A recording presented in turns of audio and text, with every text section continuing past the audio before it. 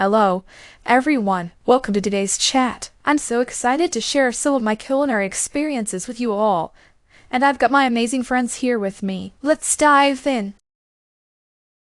So, let me tell you about a recent cooking episode. I was prepping for a big dinner party, planning to make one of my favorite dishes, pomegranate-glazed lamb. It's a rich and flavorful dish where the pomegranate adds this perfect tangy sweetness that balances the spices. I had everything set, but I realized there was a shortage of pomegranate at the last minute. You know how it is when you've promised a dish, and suddenly one key ingredient isn't available.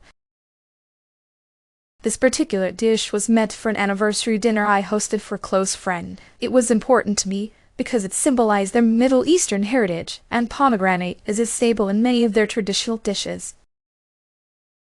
For those of you who might not know, pomegranates are these round, red fruits filled with juicy seeds called arrows. They're so versatile. I use them in salads, sauces, desserts, and even in drinks. In New York, pomegranates are especially popular in the fall, when they're in season. I love incorporating them into both sweet and savory dishes. Now about the shortage. Instead of just substituting another fruit, I decided to recreate the essence of pomegranate. I made a reduction using red wine, cranberry juice, and a touch of balsamic vinegar to mimic the tartness and deep color of pomegranate. I even added a hint of honey to get that sweet finish. This blend gave the glaze the same richness and complexity, and it worked beautifully with the lamb. Everyone loved it, and no one even noticed that the pomegranate was missing.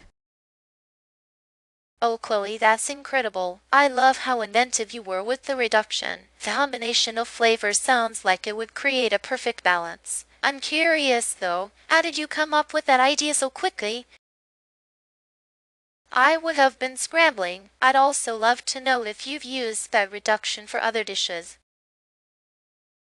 Thanks, Sarah. Honestly, it came from experimenting with ingredients I knew had similar flavor profiles. Red wine and cranberry juice are great for mimicking tartness, and the honey was a natural complement.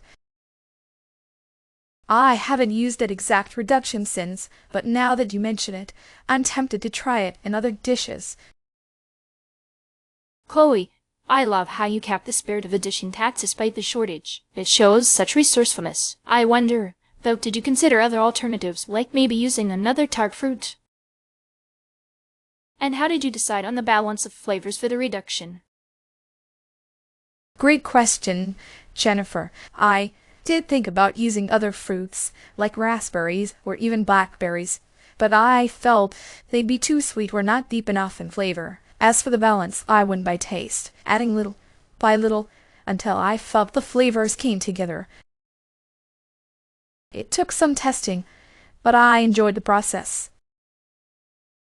That sounds amazing, Chloe. I can imagine how that reduction would have looked and tasted. I adore pomegranate too, especially for photography. Those vibrant seeds. Did you garnish the dish with anything, like herbs or maybe some pomegranate seeds for the visual pop? Oh yes, I used fresh mint and some edible flowers for garnish. It added that pop of color I was missing from the pomegranate arrows. It turned out to be a visual treat as well. Chloe, I'm so impressed. I'd be panicking if I couldn't get a key ingredient. How did your guests react when you told them the story? I bet they were shocked to find out you made such a creative substitution. They were definitely surprised. When I explained the situation after dinner, they couldn't believe it. They even joked that I should patent the reduction. It was such a fun evening, and everyone loved how it all came together. Alright, so when buying pomegranates, my first tip is seasonality. You really want to buy them when they're in season, which in Texas is late fall and early winter. The fruit is at its peak then, juicy and full of flavor. Out of season, they tend to be less vibrant. I always use them for fresh salads or as a topping for yogurt bowls. I totally agree, Jennifer, and I'd say look for weight. A good pomegranate should feel heavy for its size, which means it's full of juicy seeds. In Washington, they're not local, but I love using them in my baked goods, especially in a pomegranate tart. If they feel light, they're probably dried out inside, so that's something to watch for. I love that tip, Emily. For me, I always check the skin. A pomegranate with smooth, firm skin is a sign it's fresh. You don't want any cracks or bruises. In California, we're lucky to get really good ones. I use them in everything from salads to smoothies. Those seeds are just packed with antioxidants. I'm with you, Sarah. The skin tells a lot, but I'd also look at the color. A deep, rich red indicates ripeness, while pale ones aren't quite there yet. In Florida, pomegranates are not native, but I love incorporating them into my citrus-based dishes. Watch out for dull-colored ones. That usually means they're unripe or have been stored too long. Those are all great tips. My last tip would be to listen for a slight metallic sound when you tap the fruit. It's a little trick I've learned. If you hear that, the seeds inside are firm and fresh. And yes, in New York, I love using pomegranates for everything from glazes to cocktails. They're just so versatile.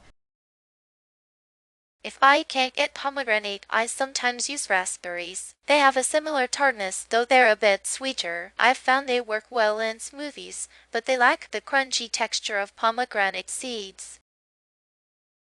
In Texas, I'd use cranberries as an alternative. They're tart like pomegranates, but much sharper in flavor. I make a cranberry glaze for roasted meats, but I do miss the pop of those pomegranate arrows.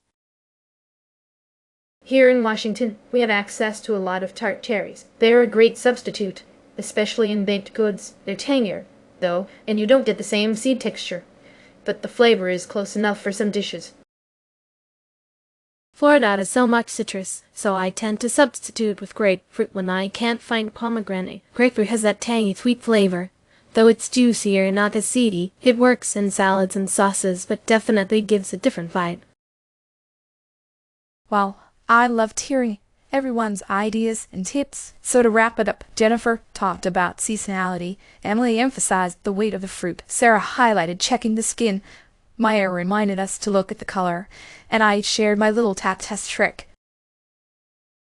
I'm so grateful for everyone's insights into both pomegranates and their alternatives. You all brought such a rich perspective to this discussion. Thank you all for joining us today. I hope you enjoyed our chat and got some helpful tips for working with pomegranates or finding clever alternatives. See you next time and happy cooking!